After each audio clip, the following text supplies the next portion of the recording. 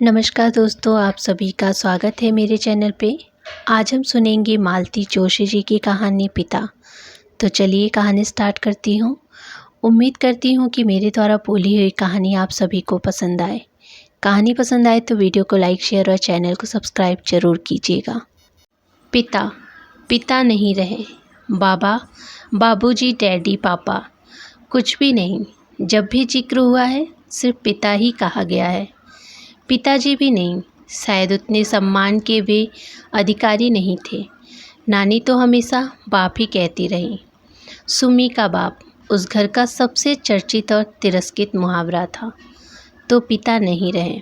उनकी मृत्यु का समाचार ऐसे समय आया जब हम लोग उनके अस्तित्व को करीब करीब भूल चुके थे।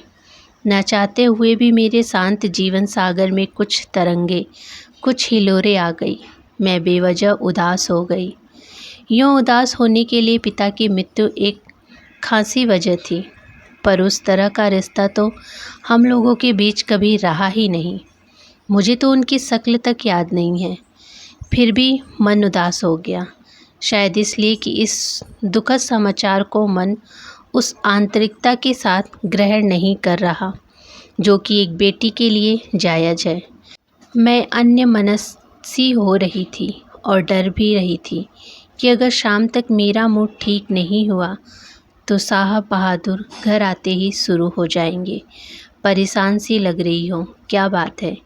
कुछ भी तो नहीं। मम्मी वगैरह सब ठीक तो है ना? अभी इतवार को ही तो दीदी का फ़ोन आया था। फिर क्या बात है? चेहरा इतना उतरा हुआ क्यों है? कुछ नहीं, बस थक गई हूँ। आजकल जल्दी थक जाती हूँ। चलो चेकअप करवा लेते हैं। नहीं, अभी उतनी नौबत नहीं आई है, मैं तंग आकर कहती हूँ। जब जाकर यह जिद बंद होती है, गुस्सा आता है कि ज़रा सी बात भी इनकी नज़रों से नहीं छिपती। कई बार तो चिढ़कर कह देती हूँ, क्या मुसीबत है इस घर में? कोई मन भरकर उदास भी नहीं हो सकता। उदास होने पर पाबंदी नहीं है डार्लिंग, ये मुझे अपने पास खींचकर कहते हैं। वह हंस देते हैं, एकदम स्वस्थ निर्मल हंसी। और हंसने की तो बात ही है। उदास भी कोई एंजॉय करने की चीज़ है। उन्हें दुख होता है, हैरत होती है कि सुख के इस अथाह सागर में भी मैं दुख के कण कहाँ से बीन लेती हूँ। इसीलिए शुरू हो जाते हैं। मम्मी की याद आ रही है। शुभम का रिजल्ट आया है। सगुन ने दिन भर बहुत परेशान किया। मतलब यह कि उदास हो तो कारण बताओ, इस कारण बताओ। नोटिस पर मैं खींच जाती हूँ। पति का इतना अधिक संवेदनशील होना भी भार लगने लगता है। और मम्मी को हमेशा यह शिकायत रही कि उनके पति के पास संवेदना नाम को भी नहीं थी। हद दर्जे का आत्मकेंद्रित व्यक्ति था वह, दूसरों के सुख दुख से एकदम अनजान। घर उनका था, वे स्वामी थे। मम्मी पत्नी कम, नौकरानी ज़्यादा थी। नौकरानी जिसे तनख्वाह देनी नहीं पड़ती हो। मेज़ संवारने से लेकर सेज संवारने तक का काम खुशी खुशी करना पड़ता है। पति के जूते तक उन्हें उतारने होते थे, साफ करने होते थे, जबकि वे खुद पैर की जूती से ज़्यादा कुछ नहीं थी।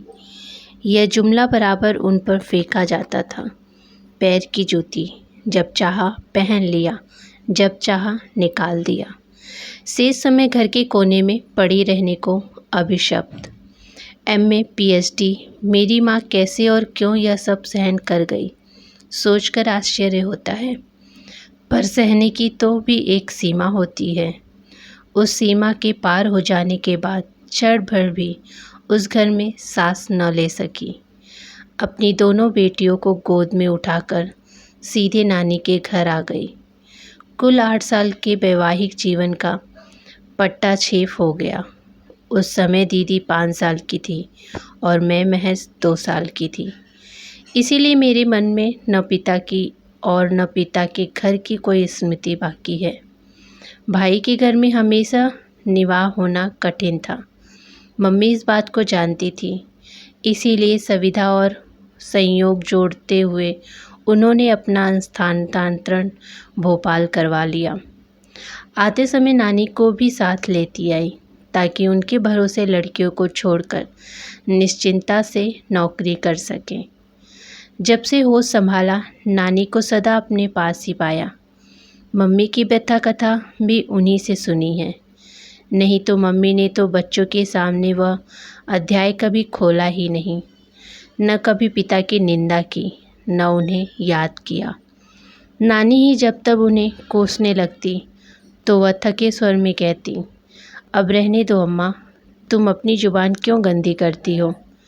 नानी कहती, लती मेरी जान जलती है, तभी न गालियाँ निकलती हैं। मरे ने मेरे सोन चिड़ैया की ज़िंदगी मिट्टी कर दी। बाप के रहते बेटियां अनाथ हो गईं। नानी का जब मूड खराब होता तो उन रिश्तेदारों की भी सामत आ जाती जिन्होंने यह संबंध सुझाया था। मारो ने हवा तक नहीं लगने दी कि लड़के का चलन ठीक नहीं। पता नहीं किस जन्म की दुश्मनी निकाली थी। ईश्वर करे उनकी बेटियों को भी ऐसा ही नरक नसीब हो। नानी किसी तरह चुप न होती तो मम्मी मुझे खींचकर दूसरे कमरे में ले जाती और कहानी सुनाने लगती। मैं बड़ी बड़ी आंखों से मम्मी को देखते हुए दूसरी ही कहानी बुनने लगती। उस कहानी में न तो राजा न रानी होते, न परियां होती। उन कहानियों में अनजान आदमी राक्षस या दैत्य की शक्ल में होता और मेरी नाजुक सी गुड़िया सी माँ चुपचाप उसके अत्याचार बर्दाश्त करती रही होती। बचपन में भी पिता की कल्पना मैंने हमेशा दैत्य के रूप में ही की थी, पर जब कुछ बड़ी हुई तो उन्हें मानव आकार देने की कोशिश की, पर कल्पना में कोई चित्र भी नहीं उभरता था। जैसे जैसे समझ आती गई, कुछ वाक्य मन पर अंकित होते गए। निम्मी बिल्कुल अपने पिता पर गई है। नाक, नक्श, रंग, रूप, कटकाठी बिल्कुल वही है। फिर नानी उस चित्र में रंग भर देती। अरे स्वभाव भी बिल्कुल वैसा ही है। एक नंबर की जिद्दी नकचड़ी है। सुम्मी एकदम गऊ है, बिल्कुल अपने माँ जैसी। यह मरी तो हूबहू बाप का नमूना है। मतलब पिता ऊंचे कदावर, सांवले, तीखे नैन नक्श वाले जिद्दी इंसान थे, जबकि मम्मी नाजुक सी, गोरी सी, सौम्य प्रवृत्ति वाली महिला थी। लोग कहते हैं ईश्वर जानबूझकर ऐसे जोड़े बनाते हैं ताकि संतुलन बना रहे, दोनों एक दूसरे के पूरक हो जाए। फिर उन लोगों की निभी क्यों नहीं, क्या गड़बड़ हो गई। कभी कभी दीदी ने मनुहार करती, दीदी बताओ ना अपने पिता कैसे थे, तुम तो उस समय काफ़ी बड़ी थी ना। दीदी अपने स्वभाव के विपरीत मुझे एकदम झिड़क देती। मेरा दिमाग मत चाटो, मुझे कुछ भी याद नहीं, न ही मैं इसकी कोई ज़रूरत महसूस करती हूँ। फिर धीरे से कहती, दूसरी बेटी पैदा करने के उपरांत में उन्होंने मम्मी को जो अमानुषिक यातनाएं दी हैं, मुझे सिर्फ वही याद है। दूसरी बेटी मतलब मैं? हाँ तुम। और प्लीज़ अब इस प्रसंग को यहीं समाप्त करो। दीदी दोनों हाथों से सिर पकड़कर कहती कि वह एक बुरा सपना था जिसे वो भूलना चाहती हैं। दोनों हाथों से सिर थामे दीदी मुझे बिल्कुल मम्मी की टू कॉपी लगती। मुझे कभी कभी बहुत दुख होता, मैं उन जैसी क्यों नहीं हूँ, नाजुक, छुई मुई सी। नानी कहती, ताड़ से लंबी हो रही है, दूल्हा कहाँ से आएगा इसके लिए। लेकिन आश्चर्य, दूल्हा मेरे लिए ही आया। दीदी अनब्याही रह गई। खैर, रिश्ते तो उनके लिए भी बहुत आए। लोग तो 5 कपड़ों में ब्याह कर ले जाने को तैयार थे, पर दीदी को विवाह के नाम से ऐसी चिढ़ हो गई थी। बचपन के जो दृश्य दुस्वप्न की तरह उनके मन पर अंकित हो गए थे, उसने वे कभी मुक्त नहीं हो पाई। डॉक्टर होते ही वे आगे की पढ़ाई के लिए अमेरिका चली गईं और वहीं बस गईं। दीदी के जाने के बाद मम्मी एकदम अकेली पड़ गई। कुछ तो नानी की मृत्यु ने ही उन्हें तोड़ दिया था। दीदी के जाने के बाद तो एकदम ही गुमसुम हो गई। दीदी के साथ उनके अंतरंग संबंध थे, उस तरह के वे मुझसे कभी जुड़ नहीं पाई। शायद मुझ में अपने पति की प्रतीक्षाएं देखती हों, या फिर कि मेरे स्वभाव में ही कुछ खोट रहा हो, पर वे हमेशा मुझसे छिटकती ही रहीं। बल्कि उनकी अपेक्षा में नानी के अधिक निकट थी। नानी ने कभी सीधे मुंह बात नहीं की, पर उनका प्यार गालियों में ही उमड़ पड़ता था। नानी की मृत्यु के बाद मम्मी ही नहीं, मैं भी बहुत अकेली पड़ गई थी। जीवन ने उस सूनेपन को भरने में अजीत ने बहुत मदद की। यह सचमुच मेरा सौभाग्य था कि जिस समय पर सहारे के लिए भटक रहा था, अजीत सामने पड़ गए। नहीं तो मैं किसी के भी कंधे पर सिर रखकर रोने पर आमादा थी। मुझे तो आज भी इस संयोग पर गर्व और आश्चर्य होता है कि उन दिनों अजीत से मुलाकात हो गई। एक दिन मम्मी ने परिचय करवाने के लिए मैं उन्हें घर ले आई थी। मैं चाय बनाने भीतर गई तो मम्मी भी मेरे पीछे चली आई। बोली, निम्मी, यह लड़का तुम्हारा मित्र ही है या और भी कुछ? तभी तो सिर्फ मित्र ही है, बाद में शायद और कुछ, बहुत कुछ बन जाए। वे पुनः बाहर जाकर बैठ गई और चाय के दौरान उन्होंने बहुत सहज भाव से कहा, अजीत, नमिता ने शायद तुम्हें बताया होगा कि मैं उसके पिता वर्षों से अलग हैं। उसके जेहन में तो शायद उसकी कोई तस्वीर भी नहीं होगी, क्योंकि उस समय वो बहुत छोटी थी। नमिता ने मुझे कुछ नहीं बताया, शायद कभी जिक्र भी नहीं की। और आप भी मुझे यह सब क्यों बता रही हैं? इससे क्या फ़र्क पड़ता है? फ़र्क पड़ता है इस तथ्य को जब तुम जान लोगे तब तुम्हें उसे समझने में आसानी होगी। तुम्हें शायद पता नहीं कि वे जो बच्चे सिंगल पेरेंट्स द्वारा पाले जाते हैं थोड़े अलग होते हैं। वे ज़्यादा भावुक, ज़्यादा संवेदनशील, ज़्यादा गुस्सैल या ज़्यादा जिद्दी होते हैं।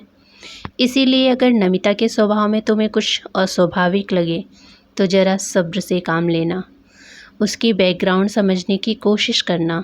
मम्मी के इस आग्रह को हम दोनों ही नहीं समझ पा रहे थे। सब कुछ बड़ा अप्रासंगिक लग रहा था, पर बाद में उसकी सार्थकता समझ में आई। मम्मी जान गई थी कि यह रिश्ता बहुत दूर तक जाएगा, इसीलिए भूमिका बांध रही थी। जैसे ही अजीत की ओर से प्रस्ताव आया, उन्होंने फ़ौरन हाँ कर दी। वे मानसिक रूप से अपने को तैयार कर चुकी थी। उन्होंने दीदी की शादी का जिक्र भी नहीं छेड़ा। अजीत के माता पिता से भी उन्होंने कोई बात नहीं छिपाई, बल्कि उनसे कह दिया कि मेरी बेटी यह पक्ष कमज़ोर है, कृपया इसे लेकर कोई तानाकसी ना करें, नहीं तो वह सहन नहीं कर पाएगी। अजीत तो सज्जन है ही, उनके माता पिता भी बड़े गंभीर किस्म के हैं। शादी में मेरे पिता की अनुपस्थिति को उन्होंने नज़रअंदाज कर दिया। रिश्तेदारों ने कानाफूसी की भी होगी तो पता नहीं, मुझ तक कोई बात नहीं पहुंची। विदा के समय सभी माएँ अपनी बेटियों को सीख देती हैं, मेरी माँ ने भी दी। कहा, निम्मो, अब थोड़ा अपने स्वभाव को मोल्ड करो, अपनी ज़ुबान पर काबू करना सीखो। मैं तो औरत थी, फिर भी सह नहीं पाई थी। अजीत लाख सज्जन है, पर पुरुष है, उसकी सब्र की परीक्षा मत लेना। शुभम के जन्म पर मुझसे भी ज़्यादा मम्मी खुश थी। चल, तूने एक बड़ी लड़ाई जीत ली। कैसे? कम से कम बेटी जनने का दोष तो तुझ पर नहीं लगेगा, और मैं भी एक तरह से बरी हो गई। नहीं तो कहने को हो जाता, माँ की कोख में बेटी आई थी, बेटी भी इतिहास दोहरा रही है। उस समय मैंने जाना कि इस लांछन का घाव उनके अवचेतन में अब भी ताज़ा है। 2 साल पहले एक फ़ोन आया था। दीदी उन दिनों यूएसए से आई हुई थी। उनसे मिलने मैं भी मम्मी के पास पहुंच गई थी। फ़ोन मैंने उठाया था। हेलो, कौन? सुमी बोल रही है? जी नहीं, मैं निम्मी हूँ, नमिता। मैं तुम्हारा गोविंद चाचा बोल रहा हूँ। तुम तो शायद पहचानोगी भी नहीं, सुमी होती तो पहचान लेती। ज़रा मम्मी को फ़ोन देना, मम्मी कॉलेज गई हुई हैं। मैंने दीदी को फ़ोन पकड़ा दिया। दीदी का चेहरा एकदम तन गया। बड़ी ही रुखी आवाज़ में उन्होंने कहा, यस, सुमिता हियर। उस तरफ से क्या बात हुई पता नहीं। दीदी ने तख्ल अंदाज में कहा, मतलब हमारे पिता अभी मौजूद हैं? मेरी माँ ने तो सालों पहले अपने सौभाग्य अलंकार उतार दिए हैं। हमारे लिए तो पिता का अस्तित्व कब से शेष हो गया है। और दीदी ने रिसीवर पटक दिया। मैंने प्रश्नार्थक नज़रों से देखा। श्रीमान को कैंसर हो गया है, रियोसिस ऑफ लीवर, इसीलिए बीवी की याद आ गई है। क्योंकि बीमारी में सेवा भी चाहिए और पैसा भी। वह जो एक और थी, वह कहाँ गई? वह होती तो रुकती, यहाँ तो अनेक थी। डूबते जहाज़ पर कौन ठहरता है? मम्मी को बतलाओगी? बताना तो पड़ेगा, पर एक बात तय है, अगर वे उस आदमी के पास दोबारा गई तो हम दोनों उनसे कभी कोई संबंध नहीं रखेंगे। लेकिन दोबारा फ़ोन आया तो मम्मी क्या मना कर पाएंगी? मम्मी में वे गट्स नहीं, और वे लोग उनको इमोशनली ब्लैकमेल ज़रूर करेंगे। एक काम करते हैं, मैं उन्हें साल 6 महीने के लिए अपने साथ ले जाती हूँ। मामा की भी अभी खबर लेती हूँ। यहाँ का नंबर उन्होंने ही दिया होगा। यहाँ से जाकर पहला काम यही करूँगी कि वहाँ का नंबर ले लूँगी, और वह सिर्फ तुम्हारे पास होगा। नहीं तो वे लोग मम्मी को वहाँ भी चैन से रहने नहीं देंगे। इसके बाद दीदी ने सांस नहीं ली, दौड़ धूप करके मम्मी का साल भर का वीज़ा बनवाया। वह तो मम्मी से कह रही थी कि नौकरी छोड़ दो, पर मम्मी नहीं मानी, लंबी छुट्टी ले ली। पिछले साल 1 महीने के लिए आई थी, वीज़ा की अवधि बढ़ाकर फिर चली गई। मम्मी के जाने के बाद मैं अकेली पड़ गई हूँ। 8वें दिन फ़ोन पर बात होती है, फिर भी दूरी का एहसास नहीं जाता। 3 लोगों की हमारी छोटी सी दुनिया थी, वे दोनों अब भी साथ हैं, मैं ही अलग पड़ गई हूँ। मम्मी से शिकायत करती हूँ तो वे हंस देती हैं। पगली, तुम्हें अब हमारी ज़रूरत क्या है? तुम्हारी तो अब अपनी अलग दुनिया है, तुम्हें तो अब हमारी याद भी नहीं आनी चाहिए। ऐसा भी कहीं होता है? आज सुबह 11 साढ़े 11 बजे के करीब उन्हीं गोविंद चाचा का फिर फ़ोन आया था। इस बार सीधे मेरे पास ही आया था। मम्मी दीदी के पास थी और दीदी का नया पता और नया नंबर सिर्फ मुझे मालूम था। पिछली बार की तरह इस बार भी उन्होंने मामा से बात की होगी, वहीं से मेरा पता और नंबर लिया होगा। मैं तुम्हारा गोविंद चाचा बोल रहा हूँ, पहचान रही हो ना? जी, एक खबर देनी थी, कहिए। तुम्हारे पिता नहीं रहे। चाहती तो दीदी वाला जुमला फिर से उछाल देती, पर इच्छा ही नहीं हुई। इस खबर पर कोई भी प्रतिक्रिया व्यक्त करने का मन नहीं हुआ। निम्मी, सुन रही हो ना? जी, तुम्हारी मम्मी को खबर करनी थी। तुम्हारे मामा जी के पास सुमी का नंबर नहीं था, भाभी शायद वही है। मैं खबर कर दूंगी। हफ्ते 6 दिन में दीदी फ़ोन कर ही लेती हैं, तब बता दूंगी। मुझे नंबर देती तो, ऐसी भी क्या जल्दी है?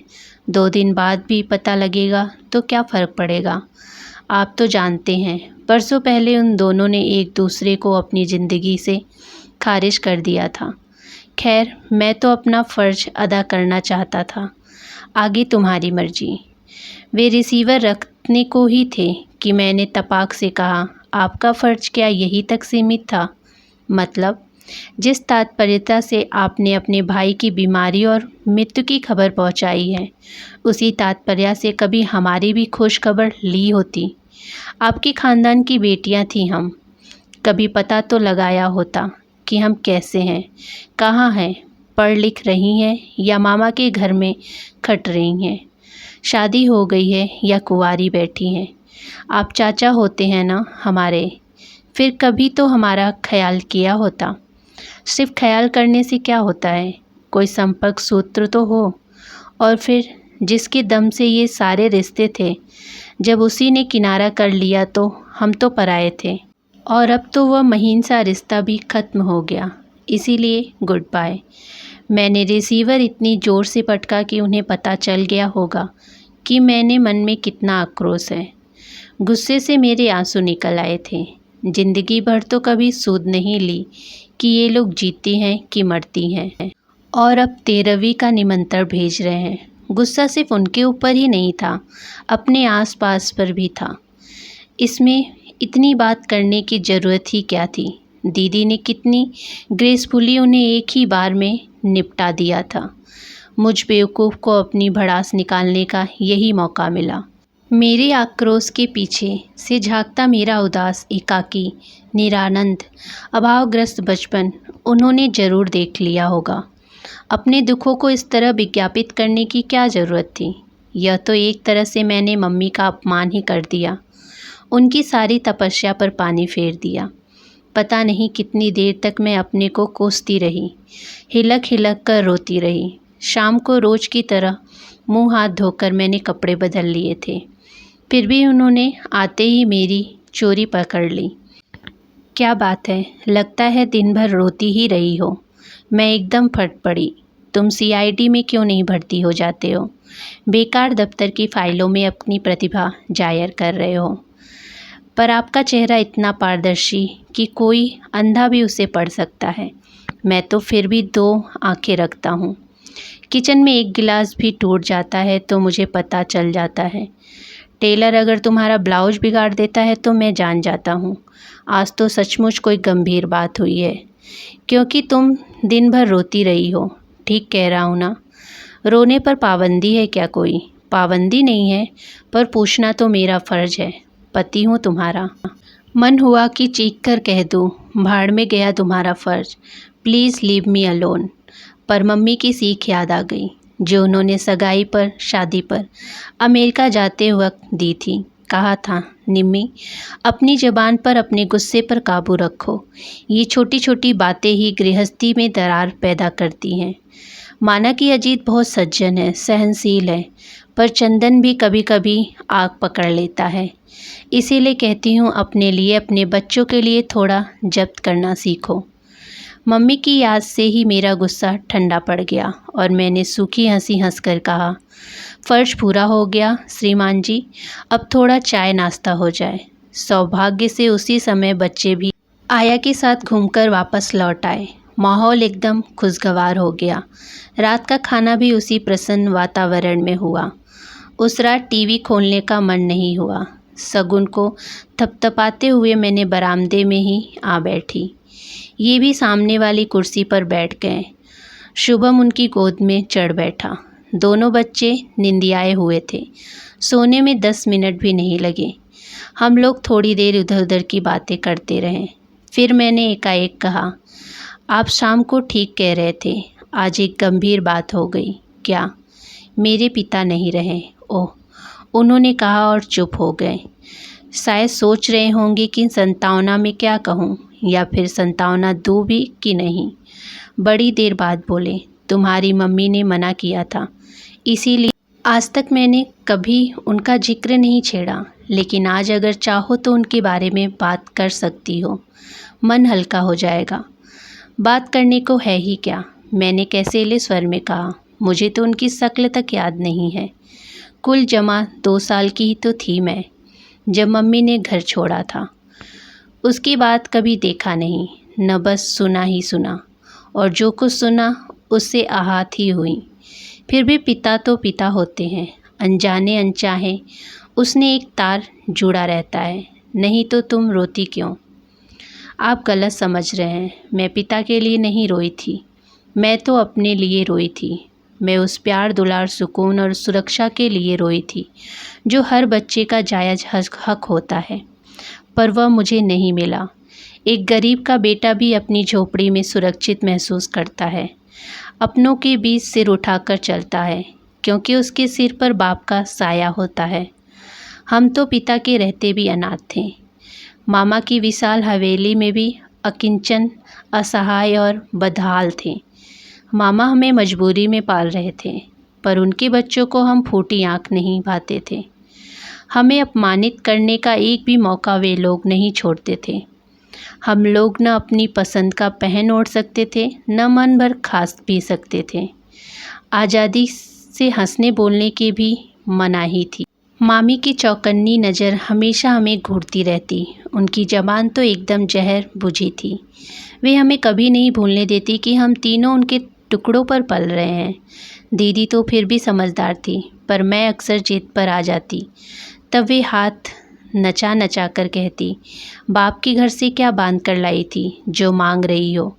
मम्मी कुछ कहने जाती तो तांडव शुरू कर देती, सबको सुनाकर कहती, ऐसा स्वभाव था, तभी तो ससुराल में नहीं बनी। अब यही हमारी छाती पर मूंग दलने आ गई है महारानी। मेरे बच्चों के मुंह का कौर छीन गया। यह तो मम्मी कॉलेज में नौकरी कर रही थी, मामा को अपने हिस्से का खर्च भी दे रही थी, पर मामी को संतोष नहीं था। उन्हें तो हमारी उपस्थिति ही खटकती थी। नानी एक ही शहर में दूसरा घर लेने की इजाज़त भी नहीं दे रही थी। हारकर मम्मी ने बड़ी मुश्किल से अपना ट्रांसफ़र भोपाल करवा लिया। लड़कियों का साथ था, इसीलिए बेटे का महल छोड़कर नानी भी हमारे साथ आ गई और आखिरी दम तक यहीं रहीं। लेकिन अपना खर्च बराबर बेटे से लेती रही। कहती अब आखिरी समय में बेटी की कमाई क्यों खाऊं।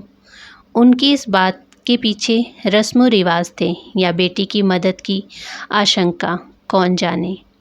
नानी न होती तो हम लोग का पता नहीं क्या होता।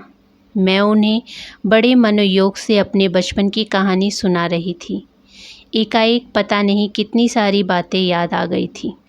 अपना अकेलापन, मम्मी के आंसू, पड़ोसियों की तानाशाही, सहेलियों की कानाफूसी, रिश्तेदारों का उपहास।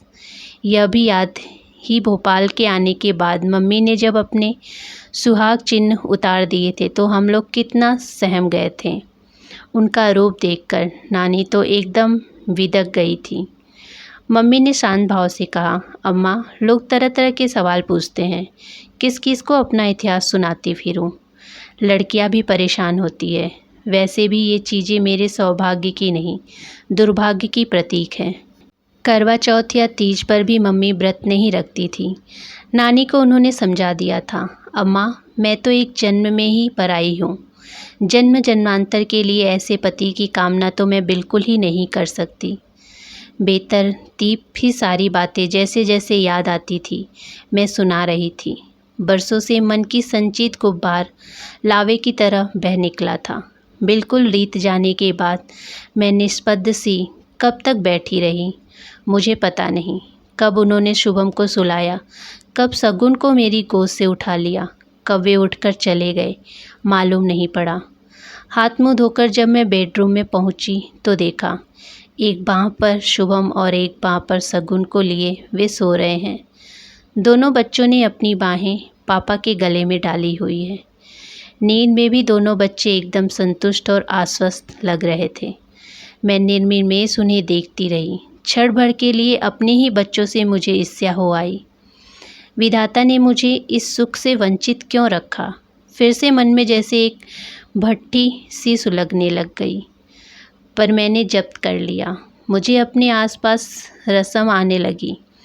छी, कोई अपने बच्चों से भी जलता है कभी। सो गए क्या? मैंने हौले से पुकारा। वे आँख खोलकर मुस्कुराए। मैं तो नहीं सोया, पर मेरे ये दोनों हाथ सो गए। जरा मदद करोगी? मैंने बच्चों को अलग करना चाहा तो उन्होंने पापा को और कसकर पकड़ लिया। नींद में भी वे अपनी पकड़ ढीली नहीं करना चाहते थे। मैंने अजीत के दोनों हाथ बच्चों के सिर पर रखकर कहा, आज मुझे एक वचन दोगे प्लीज़? क्या? मैं चाहे कितनी भी गलतियां करूं, पर उसकी सज़ा तुम मेरे बच्चों को कभी मत देना। अगर बर्दाश्त से बाहर हो जाए तो मुझे छोड़ देना, पर इन बच्चों पर अपना हाथ हमेशा बनाए रखना। प्रॉमिस? प्रॉमिस, उन्होंने कहा और मुझे भी अपनी बाहों में भर लिया। तो ये थी मालती जोशी की कहानी पिता। कहानी बहुत ही अच्छी है, आप इसे पूरा ज़रूर सुनिएगा। मेरे द्वारा बोली हुई कहानी आप सभी को पसंद आए तो वीडियो को लाइक, शेयर और चैनल को सब्सक्राइब ज़रूर कीजिएगा। धन्यवाद।